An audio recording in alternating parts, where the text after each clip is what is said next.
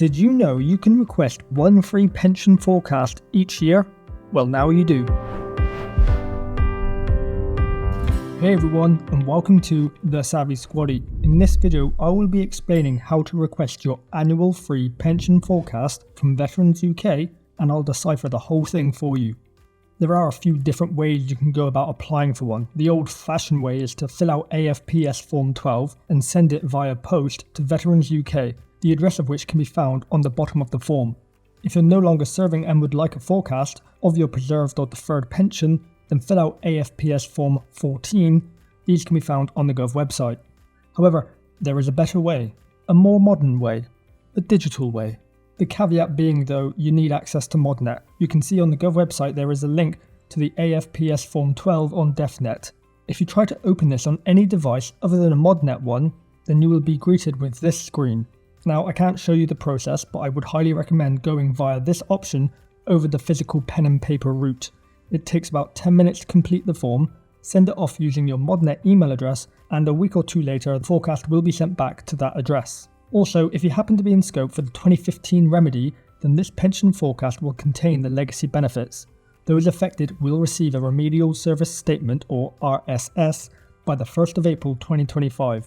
Which will show you a side-by-side comparison of your benefits. And before we get into seeing the forecast, bear in mind it's one a year.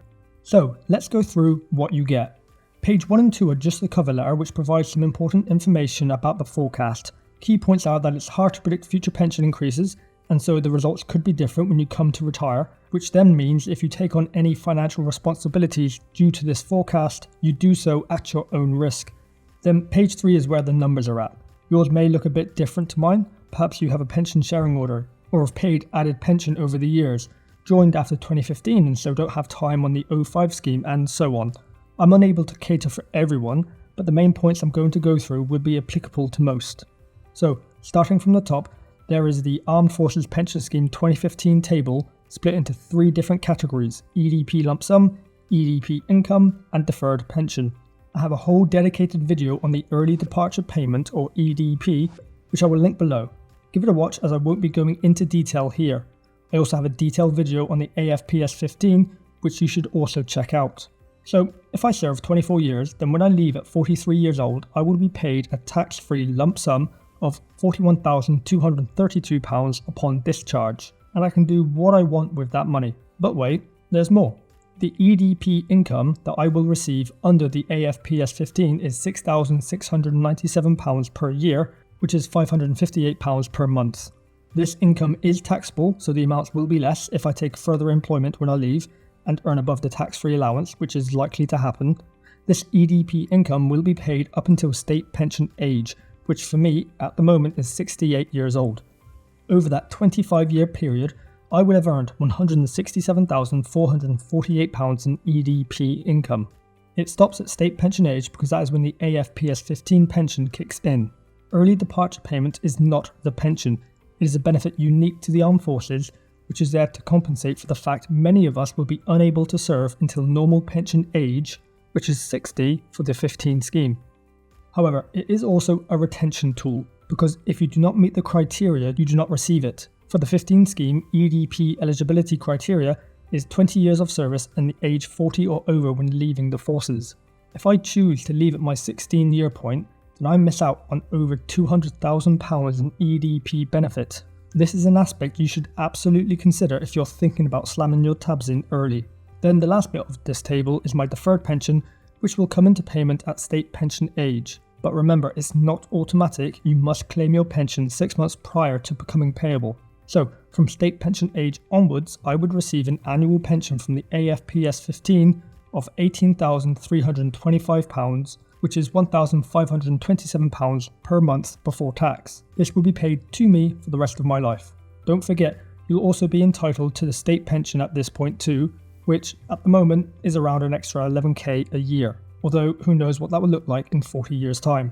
Now, the AFPS 15 does not offer an automatic lump sum which is payable at state pension age, but you are able to create one through a process called commutation, and this is what the second table covers in this forecast. According to this, at state pension age, I could receive a tax-free lump sum of £78,537 if I do the maximum amount of commutation. However, my annual pension would then be reduced to £11,780 or £981 per month. This is because to create this lump sum, I would have to permanently sacrifice up to 25% of my pension, and for every £1 I give up, £12 goes towards my lump sum. If I want to do this, then I must decide 6 months before my pension becomes payable, and once I've made that decision, there's no going back.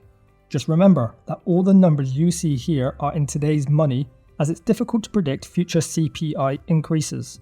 And finally on this page of the forecast is the amounts that I have accrued under the AFPS 05. I have around 6 months of service on this scheme, not much at all, which is why the numbers are quite low. AFPS 05 also has the early departure payment like the 15, however, the eligibility criteria differ ever so slightly. You need to serve at least 18 years and be 40 or over when you leave the forces, instead of the 20 years of service required for the 15 EDP. If I serve my full career, then under the 05 scheme, I will receive a tax-free EDP lump sum of £733 paid to me when I leave at age 43. I will then receive £134 per year in EDP income. This is an extra £11.20 per month. It's not a huge amount, but when added on with the EDP from the 15 scheme, it's close to £7,000 a year in EDP income and almost £42,000 in a tax-free lump sum. Now, the 05 EDP income is paid until age 65 instead of state pension age. This is because under the AFPS 05, the pension becomes payable at age 65. So, from then until state pension age, I will receive the pension from the 05 scheme and the EDP income from the 15 scheme. After state pension age, I would then receive both the 05 and 15 pension amounts for life. When it comes to the 05 scheme for me, the pension amount from age 65 onwards is £244 per year.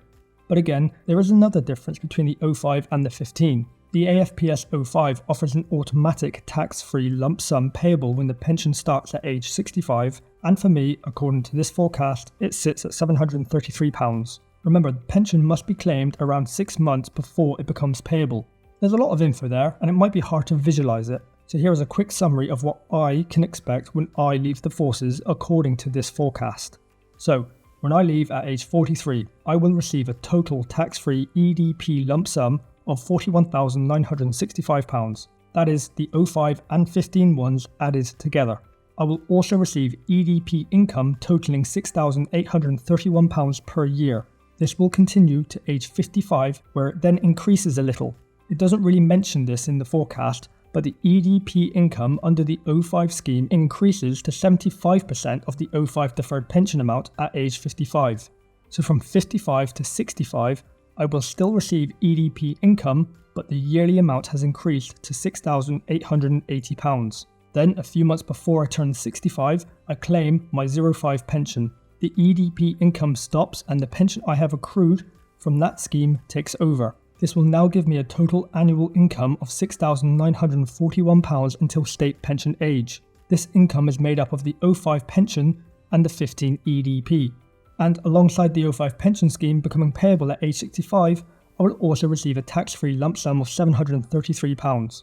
Before I hit state pension age, I then claim my AFPS 15 pension, and I decide not to take commutation. The EDP income from the 15 scheme stops and is replaced by the pension. This will then take my annual income up to £18,569, which is then paid for life. This is made up of both the 05 and 15 pensions. But because I chose not to take commutation, there is no tax-free lump sum payable to me at state pension age when the AFPS 15 comes into payment. Hopefully going through it like that has helped you understand it, and you can now apply that to your own forecast.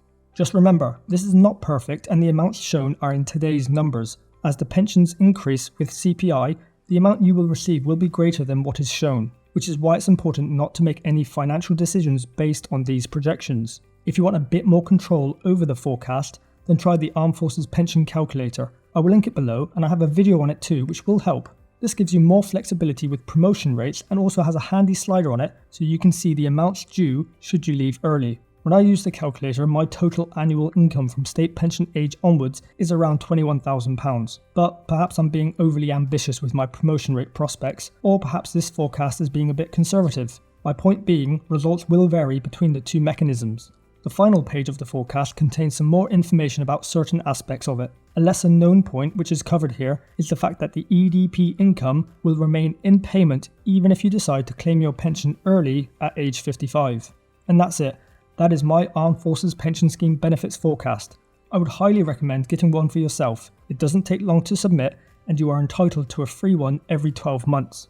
It will be interesting to see how this stacks up against my benefit information statement, which I'll get around the time of my birthday. Have you received one of these forecasts before, or will you now go out and apply for one? Let me know in the comments below. Thank you all for watching. If you liked what you just saw, please hit the subscribe button up there, and if you want to see some more videos, click over there. See you soon.